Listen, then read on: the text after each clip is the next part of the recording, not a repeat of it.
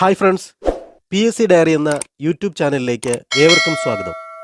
നമ്മളിന്നിവിടെ പഠിക്കാൻ പോകുന്നത് കേരള PSC അടുത്തിടെ പബ്ലിഷ് ചെയ്ത 65-ാം വാർഷിക വിശേഷാൽ പതിപ്പിൽ കൊടുത്തിട്ടുള്ള കേരളം സാഹിത്യം സാഹിത്യ ചരിത്രമാണ്. സാഹിത്യ പ്രസ്ഥാനങ്ങൾ, ആദ്യകൃതികൾ, കർത്താക്കൾ എന്നിവരാണ്. അപ്പോൾ ഈ ചാനൽ ഇതുവരെ സബ്സ്ക്രൈബ് ചെയ്തില്ലെങ്കിൽ സബ്സ്ക്രൈബ് ചെയ്യുക. നമ്മൾ ആദ്യത്തെ പോയിന്റിലേക്ക് നമുക്ക് പോകാം.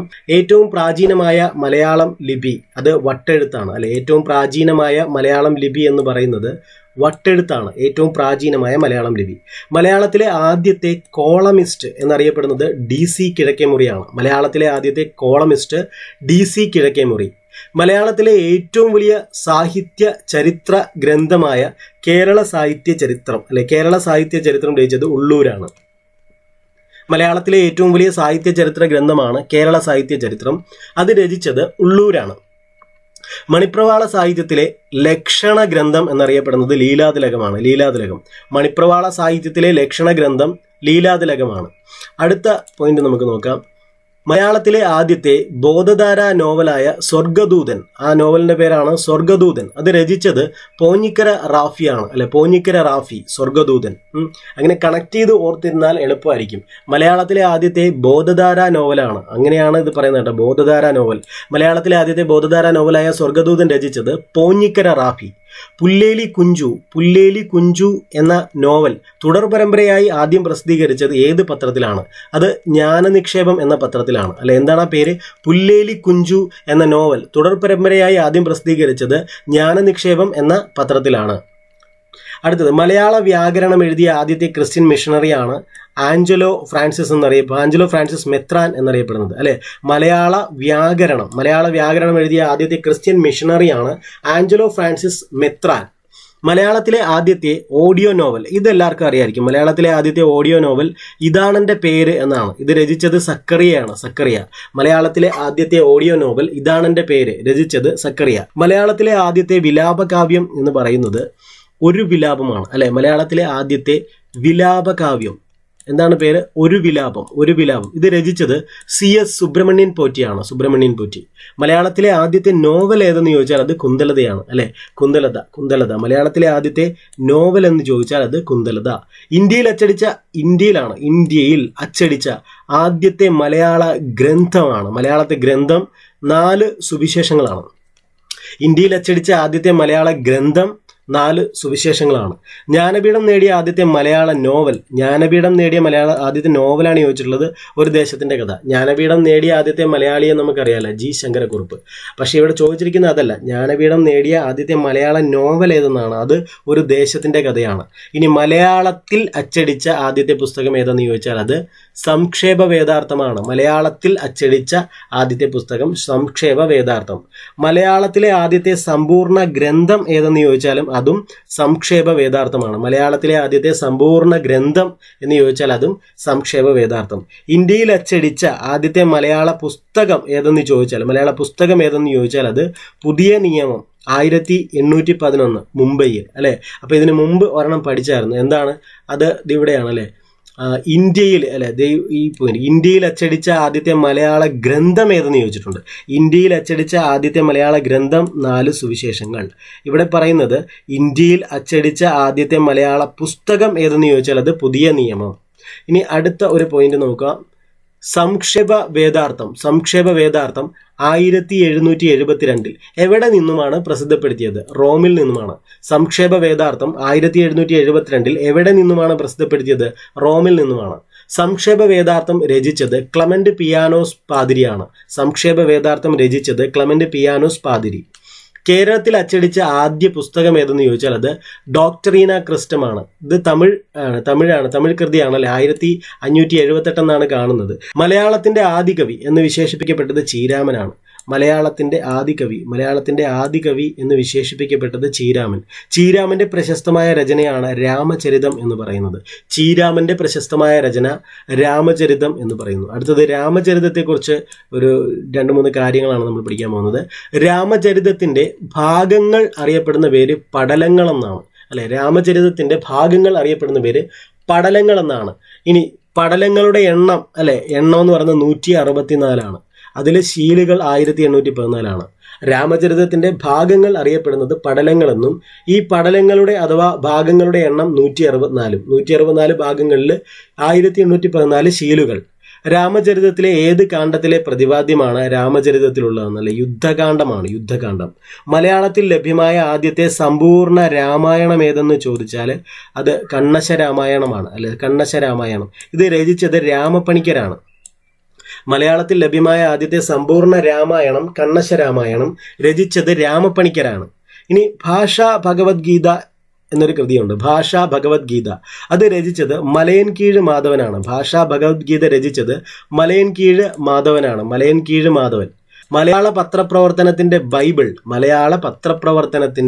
ബൈബിൾ എന്നാണ്, അല്ലെ? ബൈബിൾ എന്നറിയപ്പെടുന്ന കൃതി വൃത്താന്ത പത്രപ്രവർത്തനമാണ്. വൃത്താന്ത പത്രപ്രവർത്തനം.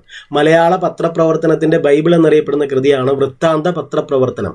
മലയാള സാഹിത്യത്തെ മണിപ്രവാളത്തിൽ നിന്ന് മോചിപ്പിച്ച കവികളാണ് കണ്ണശ കവികൾ.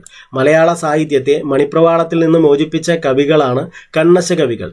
മലയാളത്തിലെ ആദ്യത്തെ ചരിത്രാഖ്യായിക എന്നറിയപ്പെടുന്നത് മാർത്താണ്ഡവർമ്മയാണ്. മലയാളത്തിലെ ആദ്യത്തെ ചരിത്രാഖ്യായിക മാർത്താണ്ഡവർമ്മ. മഹാഭാരതത്തെ അടിസ്ഥാനമാക്കിയുള്ള ഭാരതമാല ആരുടെ കൃതിയാണ്? അത് വെള്ളാങ്ങല്ലൂർ ശങ്കരന്റെ കൃതിയാണ്. വെള്ളാങ്ങല്ലൂർ ശങ്കരൻ.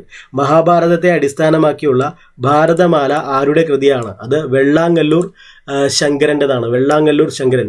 പച്ചമലയാള പ്രസ്ഥാനത്തിന്റെ ഉപജ്ഞാതാവ് ആരെന്നാണ്? അത് കൊടുങ്ങല്ലൂർ കുഞ്ഞിക്കുട്ടൻ തമ്പുരാനാണ്, അല്ലെ? കൊടുങ്ങല്ലൂർ കുഞ്ഞിക്കുട്ടൻ തമ്പുരാനാണ് പച്ചമലയാള പ്രസ്ഥാനത്തിന്റെ ഉപജ്ഞാതാവ് എന്നറിയപ്പെടുന്നത്. കൃതികളും രചയിതാക്കളും അടുത്ത ഒരു ടോപ്പിക്കാണ്. ഇതിലെ തന്നെ കൃതികളും സബ് ടോപ്പിക്, കൃതികളും രചയിതാക്കളും. സംഗീത നൈഷധം ഇത് നിങ്ങൾ കേട്ടിട്ടുള്ള ഒരു പേരാണ്, സംഗീത നൈഷധം, അല്ലെ? ആരാണ്? TC അച്യുതമേനോനാണ് രചിച്ചത്. TC അച്യുതമേനോൻ. സംഗീത നൈഷധം. പഞ്ചതന്ത്രം കിളിപ്പാട്ട് കേട്ടിട്ടുണ്ടാവും, അത് കുഞ്ചൻ നമ്പ്യാരുടേതാണ്. പഞ്ചതന്ത്രം കിളിപ്പാട്ട് കുഞ്ചൻ നമ്പ്യാർ. രതിസാമ്രാജ്യം ഇത് നാലപ്പാട്ട് നാരായണ മേനോനാണ് രചിച്ചത്. രതിസാമ്രാജ്യം നാലപ്പാട്ട് നാരായണ മേനോൻ. കുറുപ്പില്ല കളരി അത് CV രാമൻ പിള്ളയുടെ കൃതിയാണ്. കുറുപ്പില്ല കളരി CV രാമൻ പിള്ള. തിരയും ചുഴിയും S ഗുപ്തൻ നായർ. നിലാവിന്റെ നാട്ടിൽ അഷിത, അല്ലെ? അങ്ങനെ ഓർക്കാം, അല്ലെ? നിലാവിന്റെ നാട്ടിൽ അഷിത. പെണ്ണരശുനാട് അല്ലെ? പെണ്ണരശുനാട് EV കൃഷ്ണപിള്ളയാണ്. പെണ്ണരശുനാട് EV കൃഷ്ണപിള്ള. ചാരുലത വിഷ്ണുനാരായണൻ നമ്പൂതിരി, അല്ലെ? ചാരുലതയും വിഷ്ണുനാരായണൻ നമ്പൂതിരിയും. അങ്ങനെയൊക്കെ ഓർക്കാം. കേരളത്തിലെ വിഷപ്പാമ്പുകൾ അത് കൊള്ളാല്ലേ, നല്ലൊരു ടോപ്പിക്കാണ്. കേരളത്തിലെ വിഷപ്പാമ്പുകൾ അത് ആരാണ്? ഡോക്ടർ KG അടിയോടിയാണ്. കേരളത്തിലെ വിഷപ്പാമ്പുകൾ ആ കൃതി രചിച്ചത് doctor KG Adiyodi. Russian panorama കേട്ടിട്ടുണ്ടാവും, KPS മേനോൻ്റെതാണ്. Russian panorama KPS Menon. Leelathilakam കേട്ടിട്ടുണ്ട്. ഡോക്ടർ ആഞ്ചലോസ് ഫ്രാൻസിസ് ആണ് ലീലാതിലകത്തിന്റെ കർത്താവ്. Doctor Angelos Francis, Leelathilakam.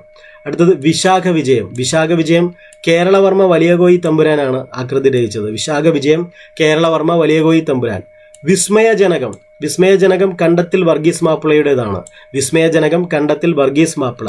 Shyamamadhavam നമ്മൾ കേൾക്കുന്നുണ്ട്, പ്രഭാവർമ്മയുടേതാണ്, അതറിയാം. ശ്യാമമാധവം, പ്രഭാവർമ്മ. ഇന്നിപ്പോൾ പഠിച്ചുകൊണ്ടിരിക്കുന്ന പോയിന്റുകളൊക്കെ കുറേയൊക്കെ പുതിയതായിട്ട് നിങ്ങൾക്ക് തോന്നും. അത് പഠിക്കാൻ ഒരു എളുപ്പ വഴിയുള്ളൂ, റിപ്പീറ്റ് ചെയ്ത് കേൾക്കുക. പിന്നെ അറിയാൻ പാടില്ലാത്തത് നോട്ട് ചെയ്തെടുക്കുക. സൂഫി പറഞ്ഞ കഥ പണ്ടൊരു സിനിമയാക്കിയിട്ടുണ്ട്. അത് KP രാമനുണ്ണിയുടേതാണ്, അല്ലെ? സൂഫി പറഞ്ഞ കഥ KP രാമനുണ്ണി.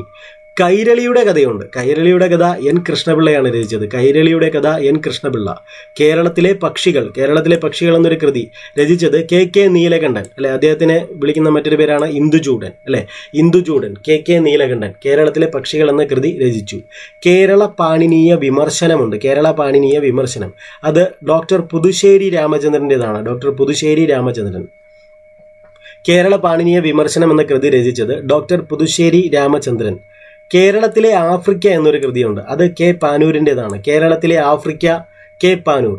ചന്ദ്രമുഖി വിലാസം അത് CV രാമൻപിള്ളയുടേതാണ്. ചന്ദ്രമുഖി വിലാസം CV രാമൻപിള്ളയുടേതാണ്.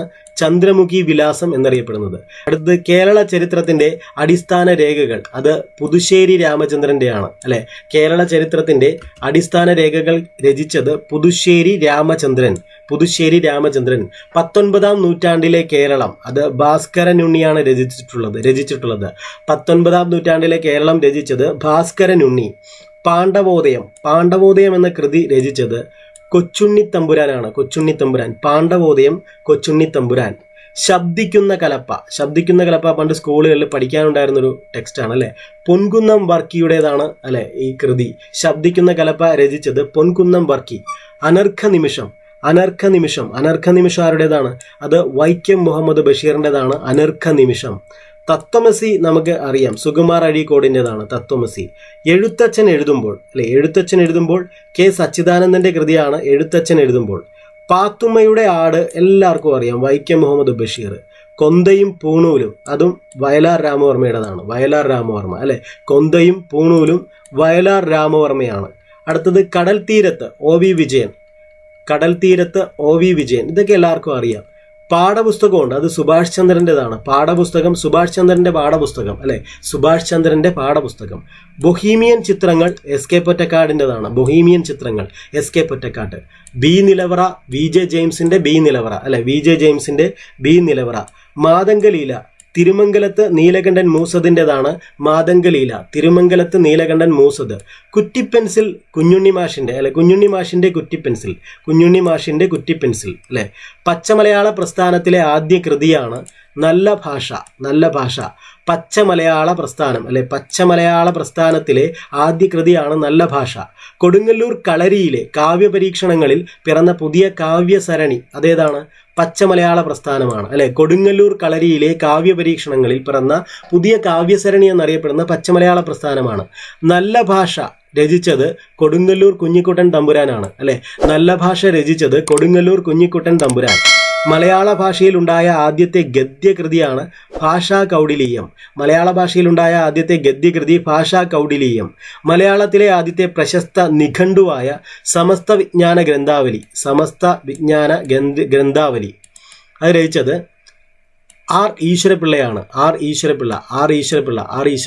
സമസ്ത വിജ്ഞാന ഗ്രന്ഥാവലി എഴുതിയത് ആർ ഈശ്വരപിള്ള. അപ്പൊ നമുക്ക് ഇന്ന് ഇത്രയും കൊണ്ട് നിർത്താം. അപ്പൊ ഈ ചാനൽ നിങ്ങൾ സപ്പോർട്ട് ചെയ്യുക. Thank you.